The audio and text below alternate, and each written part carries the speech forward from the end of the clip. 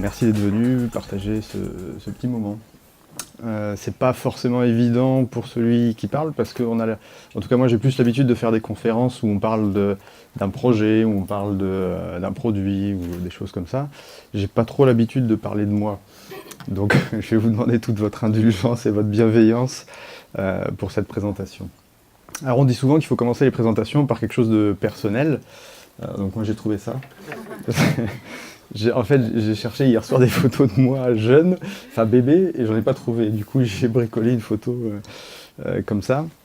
Je le fais pas forcément par recette, parce qu'il faut commencer par quelque chose de personnel, mais plus parce que quand j'ai préparé cette présentation, c'est venu assez naturellement de commencer par le début. Donc voilà. J'ai eu une enfance plutôt normale, on va dire, mais malgré tout... J'ai grandi dans une famille où il y avait deux figures paternelles assez écrasantes et assez fortes, à savoir mon grand-père, c'est lui ici, qui était aviateur pendant la guerre de 14-18 et qui a fait la Deuxième Guerre mondiale aussi, pas dans les avions mais dans les trains cette fois-ci. Et donc j'avais cette figure du grand-père qui était pas très drôle, après la guerre elle a plus été très drôle, ce qu'on peut comprendre, mais du coup moi, bébé ou enfant, j'avais une figure assez imposante, et la deuxième figure paternelle c'était mon père qui, d'après la légende familiale, je sais pas si c'est vrai ou pas, mais d'après la légende familiale, aurait dit à 6 ans, moi je veux faire des hangars et des avions. Et ce qu'il a effectivement réussi à faire, le dernier en date étant celui-ci, qu'il a terminé il y a quelques mois. Donc j'ai grandi avec ces figures-là, assez écrasantes, mais assez peu présentes finalement. Et ma mère, qui nous aimait beaucoup, avait pas beaucoup de réponses à mes questions. Et donc je me suis un peu construit tout seul finalement, même si j'ai pas eu une enfance malheureuse du tout, quoi. Mais voilà, il a fallu que je construise un petit peu moi-même mon univers et que je trouve mes réponses à mes questions. Et donc mes parents me disaient souvent, ils m'ont souvent répété quand j'étais un peu plus âgé, que quand j'étais petit, je m'étais construit un village imaginaire. Alors c'est pas moi qui l'ai dessiné, hein. J'aimerais bien, mais je suis pas très bon en dessin. Donc il m'expliquait que j'avais un village imaginaire dans lequel j'avais mis tous les gens que j'aimais bien. Donc ce qui est plutôt logique, quitte à construire un village imaginaire, autant mettre les gens qu'on aime bien et pas mettre les autres. Et dans ce village imaginaire, il y avait une chouette qui était très gentille. Je me souviens pas de grand chose, mais je me souviens que cette chouette a été blanche. Et j'ai essayé de trouver une image de chouette sympa, j'en ai pas trouvé, donc j'ai mis celle-là. Parce qu'en fait, une chouette, c'est pas très sympa quand vous cherchez sur internet, c'est un visage un petit peu agressif. Donc j'ai trouvé celle-là qui était plutôt rigolote, mais dans mon souvenir, c'était vraiment une chouette très gentille, quoi, très très sympa, très bienveillante.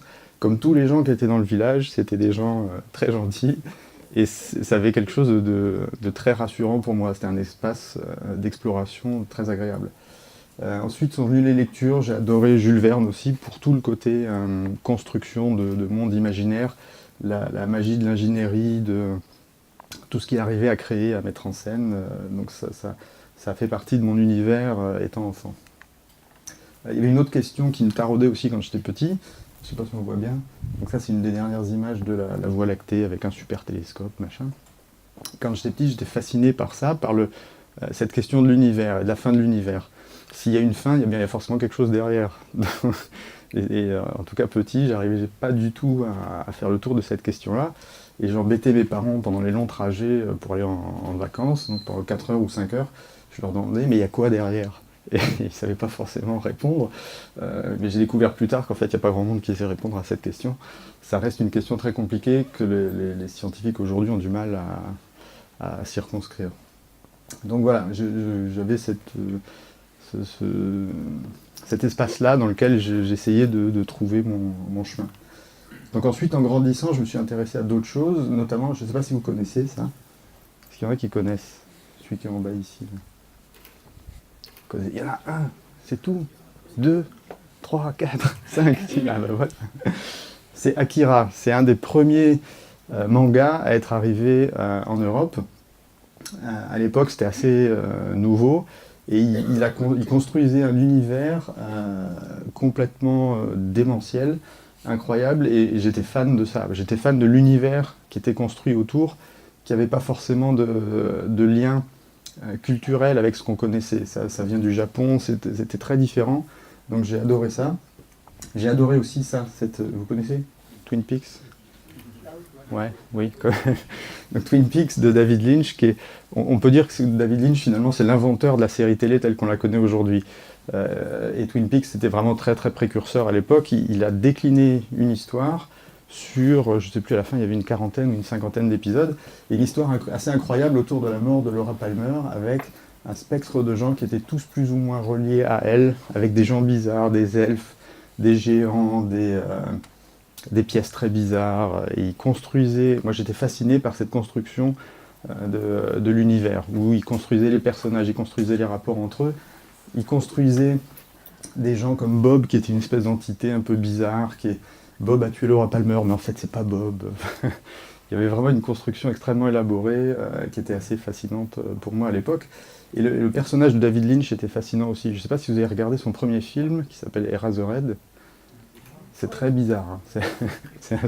Je ne recommande pas ça. Je recommande pas de commencer par Eraserhead à 8h le matin. C'est un film vraiment très très bizarre, mais il y a un univers très particulier. Et David Lynch, il se décrit lui-même comme quelqu'un de très créatif. Et il est assez marrant parce qu'il a des habitudes très précises. Par exemple, pendant très longtemps, il a pris son petit déjeuner au même endroit tous les matins avec la même chose. Et il expliquait qu'en gros, il structurait de façon excessive certaines choses pour se laisser de la liberté dans tout le reste. Donc j'étais un peu fasciné par ces gens-là.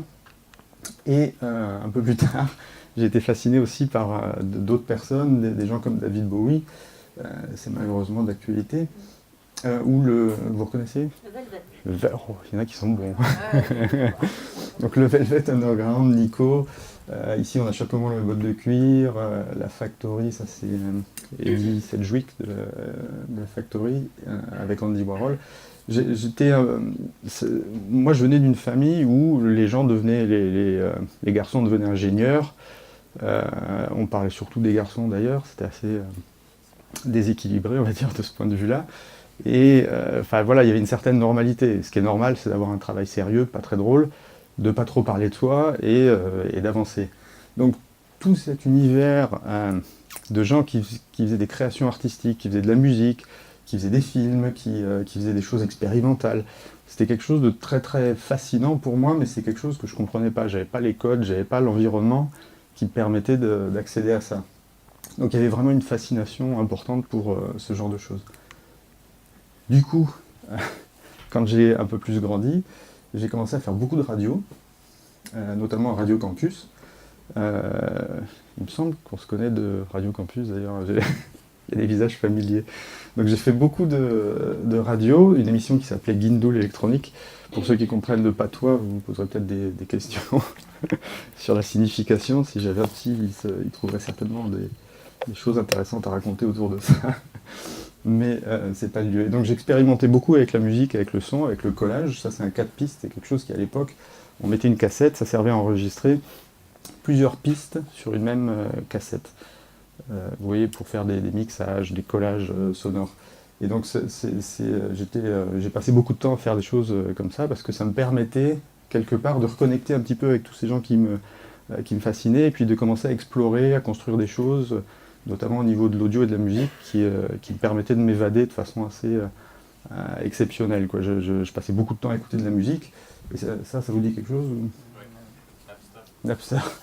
Voilà. Donc à l'époque, Napster était complètement illégal, et ça permettait, c'était assez magique, parce que ça ouvrait un accès incroyable à la musique. C'est-à-dire qu'on pouvait télécharger à peu près tout et n'importe quoi, dans des MP3 de plus ou moins bonne qualité, mais d'un seul coup, on se mettait à pouvoir tout écouter. Ce qui, à l'époque, était quand même une révolution. Aujourd'hui, ça paraît complètement acquis, on a Spotify, on appuie, pouf, c'est là. À l'époque, c'était magique, c'était nouveau, parce que sinon, il fallait aller à la Fnac, il fallait demander, ça coûtait cher. Là, d'un seul coup, bam, il y a tout qui s'ouvrait, et c'était gratuit. Enfin, pas vraiment, mais bon. Donc, voilà, j'ai passé énormément de temps à explorer ces choses-là, et à éprouver beaucoup de plaisir à explorer un peu cet aspect-là des choses. Et donc, très naturellement, j'ai fait des études en mécanique des fluides.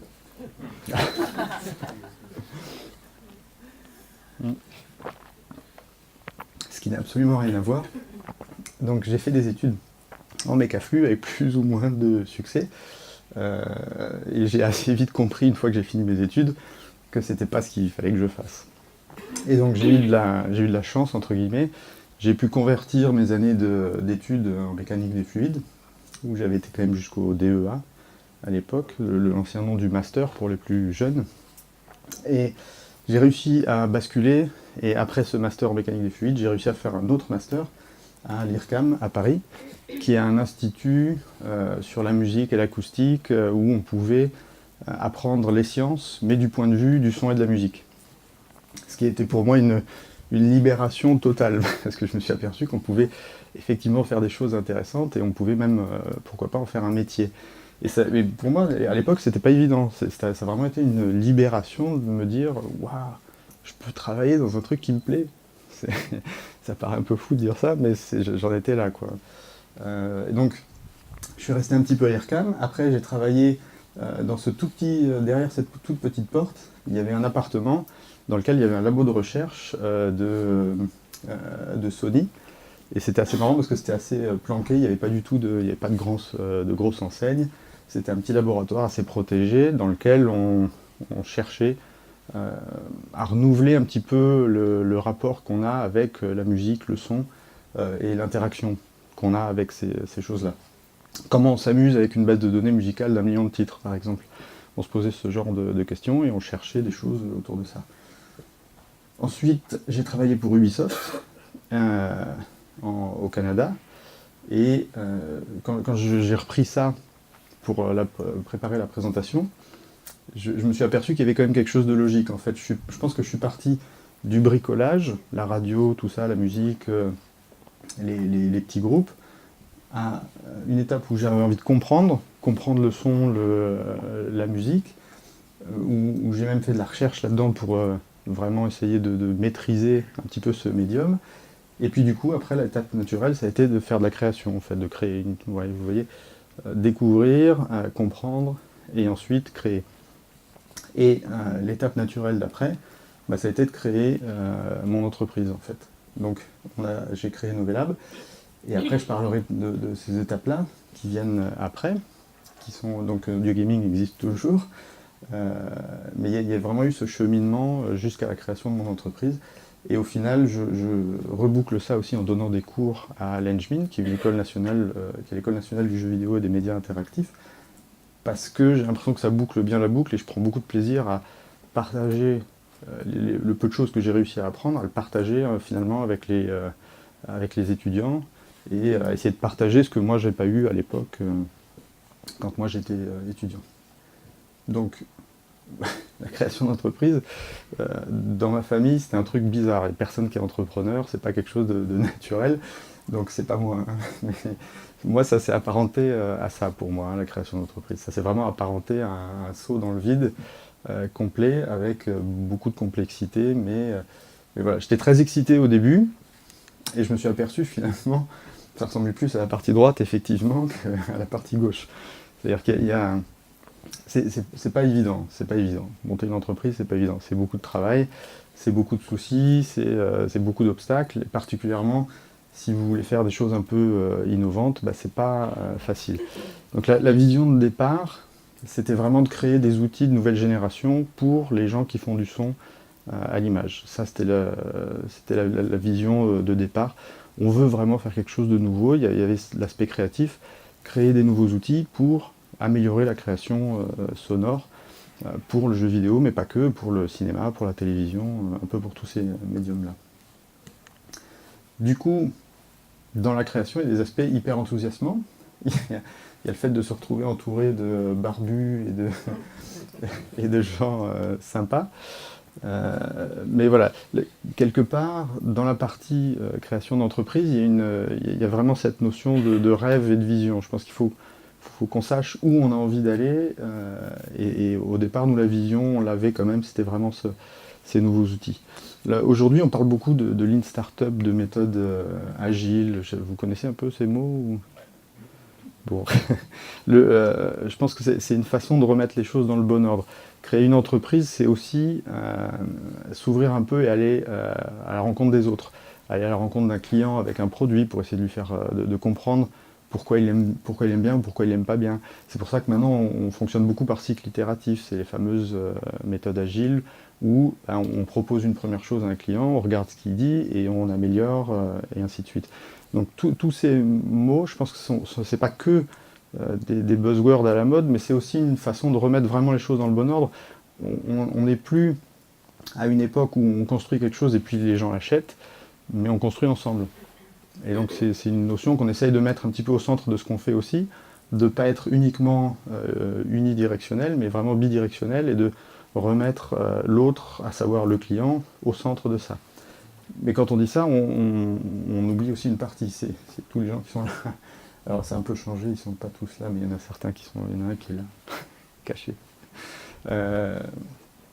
Donc on parle aussi en ce moment d'entreprise libérée, je ne sais pas si vous avez entendu ces termes. Il n'y a pas que l'entreprise libérée, il y a plein d'autres termes comme ça. C'est familier ou pas? Ouais. En fait, c'est une façon de parler de l'autre partie. Quand on monte une entreprise, il y a des clients d'un côté, mais il y a les gens qui font l'entreprise aussi. Donc tout ce qui est entreprise libérée, tous ces mouvements, c'est la même chose, c'est remettre l'humain au centre. Quand on fait une entreprise, finalement, j'ai l'impression que ce qu'on essaie de faire, c'est de fédérer des gens autour d'une vision et d'un projet. Donc en gros, ce qu'on essaie de faire, c'est de créer un espace-temps dans lequel les gens sont contents de venir et où ils peuvent s'épanouir. Et je pense que c'est beaucoup plus efficace que d'avoir des structures très hiérarchiques, très précises, et qui imposent en fait aux gens et dans lesquelles ils vont se sentir beaucoup moins à l'aise. Donc voilà, c'est ce qu'on essaie de faire. C'est pas évident, il y a des jours où c'est dur, parce qu'il faut sans cesse accepter qu'on puisse se tromper, remettre les choses en ordre. Il faut être moteur pour tous ces changements-là. Et puis il y a des jours où on n'est pas forcément moteur. Donc c'est pas quelque chose de facile, c'est pas quelque chose de gagné. Mais c'est très gratifiant quand on arrive à sentir que les gens sont bien et qu'on a créé un espace-temps sympa dans lequel ils s'amusent et dans lequel ils se font plaisir. Donc ça, je ne savais pas trop comment illustrer. C'est une session d'enregistrement qu'on a faite pour enregistrer des bruits de pas, et ça a donné ce genre de moment où vous avez un grand dadé qui se balade avec des chaussures à talons, avec une chaussette Cartman. Bon, ça donne des trucs assez rigolos.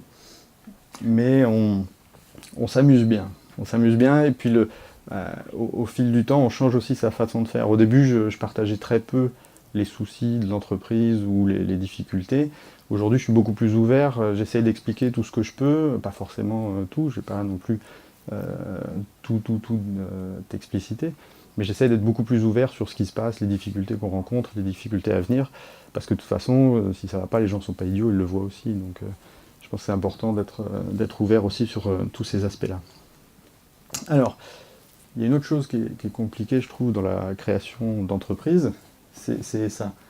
C'est que vous êtes en permanence, en fait, un peu, enfin en tout cas moi, je suis tiraillé en permanence entre un côté très, entre l'hémisphère gauche et l'hémisphère droit.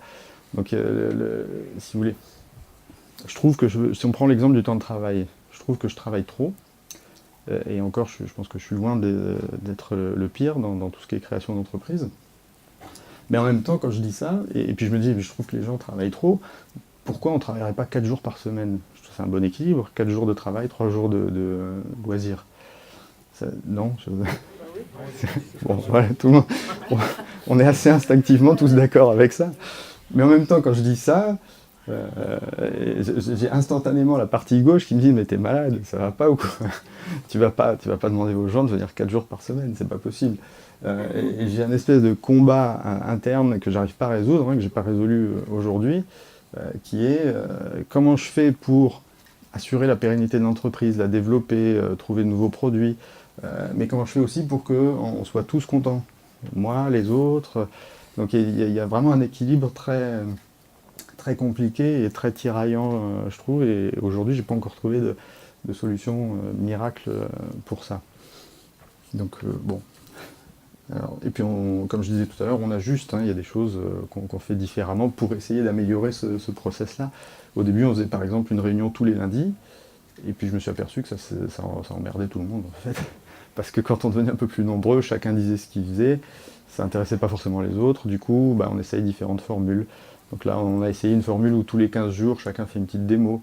Et puis on l'a un peu moins suivi, donc là on va essayer peut-être qu'on va essayer de faire ça tous les mois. Donc on s'ajuste aussi en permanence, quoi. C'est quelque chose, une entreprise, c'est quelque chose qui bouge, les gens changent, il faut s'en rendre compte aussi, leurs besoins changent.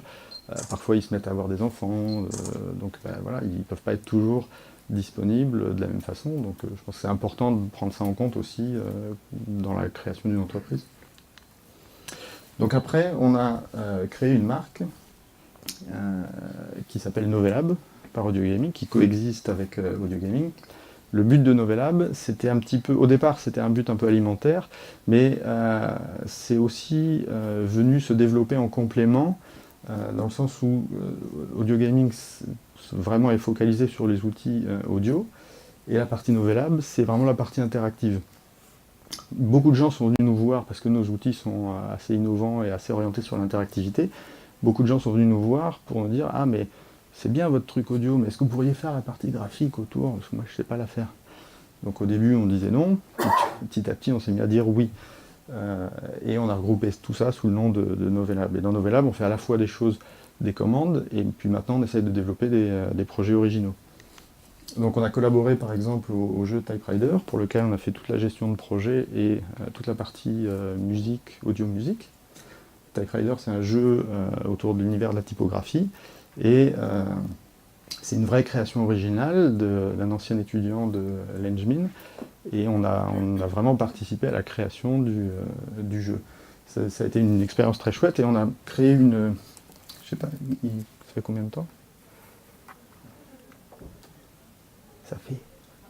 Ça va? Alors, si ça va, je vais vous montrer. En même temps que le jeu,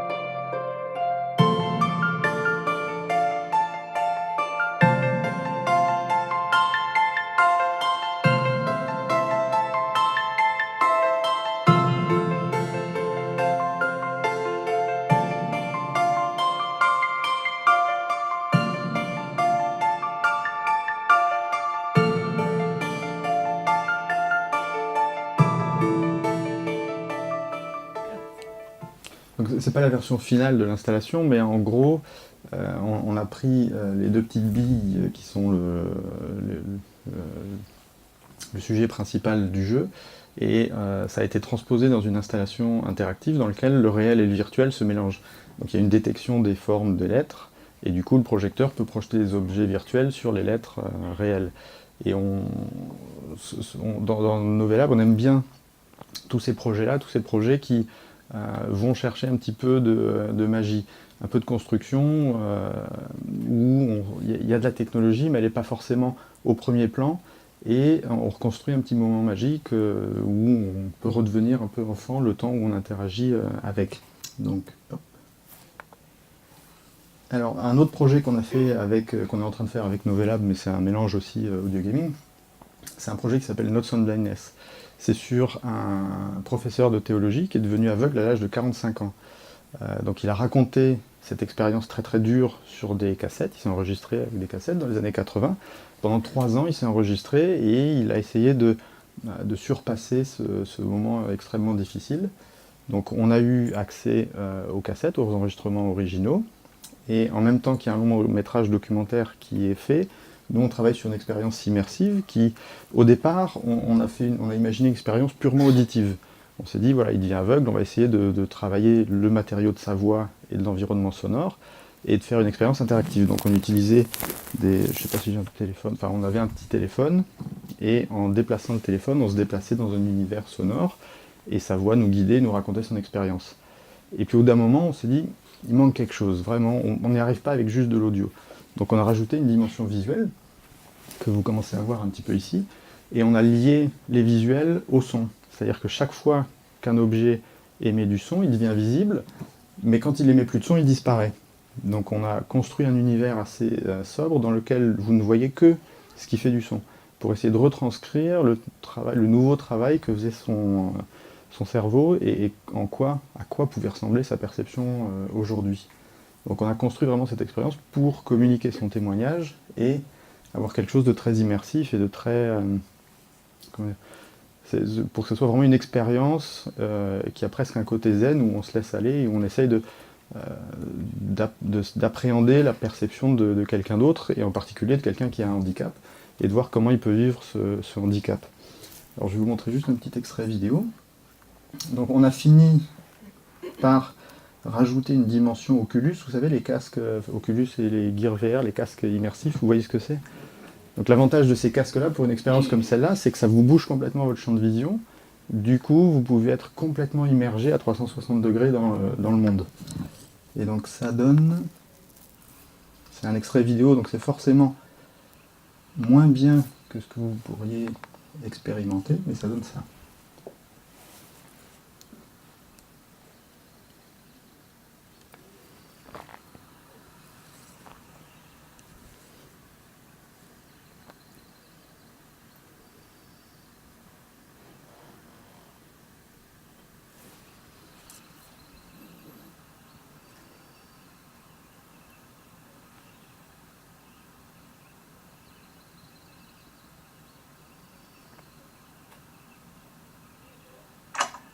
A note on the nature of acoustic space. I've spent some time recently out of doors concentrating on trying to understand what the essential nature of the acoustic world is. Sitting in the park with the children on Good Friday, Holy Saturday, I hear the footsteps of people walking past me on the footpath. Many different kinds of footsteps. Women's high-heeled shoes,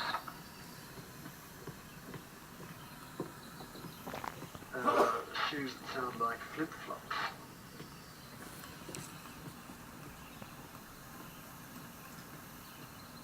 Groups of people walking together or apart.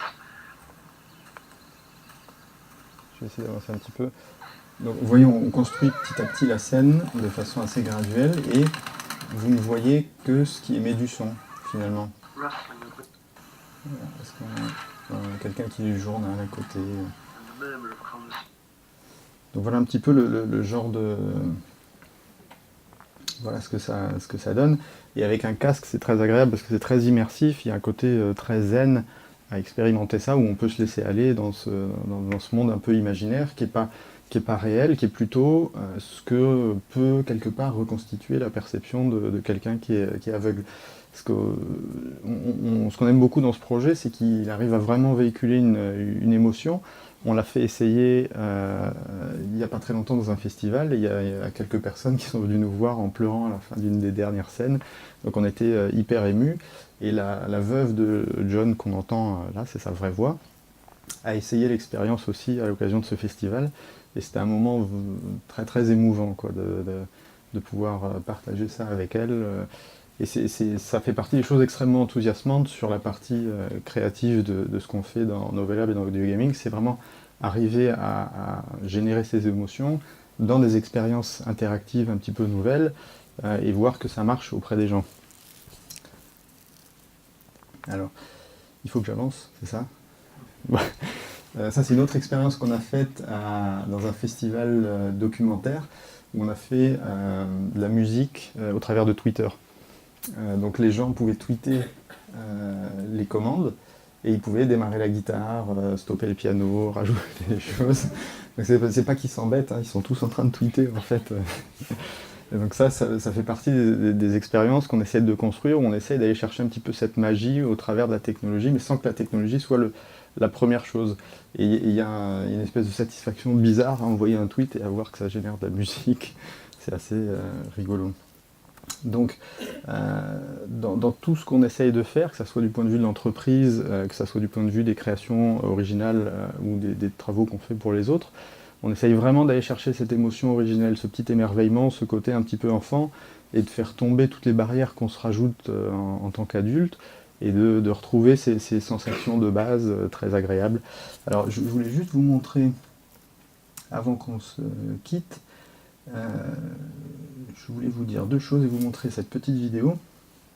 Donc ouais, finalement, dans la création d'entreprise, la part que je trouve la plus dure mais la plus enthousiasmante, c'est qu'on est quand même obligé de se livrer un peu. On est obligé de se livrer aux autres, que ce soit des clients, que ce soit des partenaires. Il faut quand même aller malgré tout vers eux. Et de la même façon, quand on crée une œuvre ou quelque chose, il faut donner une partie de soi, sinon il n'y a pas de... Sinon c'est mécanique et c'est pas très intéressant. Donc finalement je crois que ma réponse par rapport à l'univers dont je parlais, je l'ai eue. J'ai l'impression que l'univers il est sans fin parce qu'en fait on peut recombiner en permanence notre rapport aux choses, notre rapport aux gens, et que pour ça, tout ce qui est créatif, c'est un très très bon moyen de le faire. Que ça soit des choses qu'on fait avec ses enfants, que ça soit des choses qu'on fait dans son entreprise, que ça soit de modifier la façon dont on voit son entreprise ou son rapport avec les gens.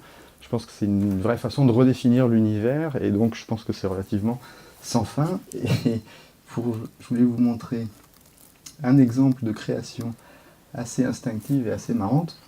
C'est une petite fille de 6 ans qui a été interviewée, et ils ont essayé de mettre en image, c'est pas moi qui l'ai fait, hein, ils ont mis en image ce qu'elle disait. Did your mom tell you what I'm doing? Yes. Do you have any stories that you want to be a movie? No, I don't know. Maybe. I don't even know what happened yesterday. A movie with no words.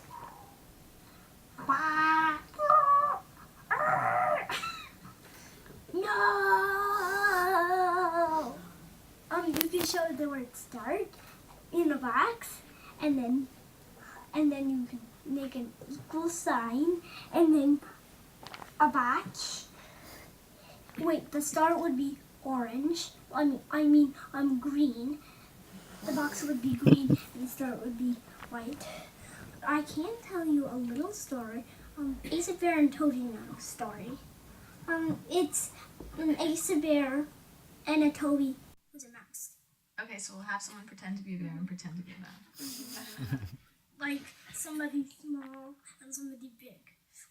There was an Ace a Bear who lived in the middle, in the woods, and there was a Toby Mouse who lived in a stone wall with his 6 brothers and 7 sisters.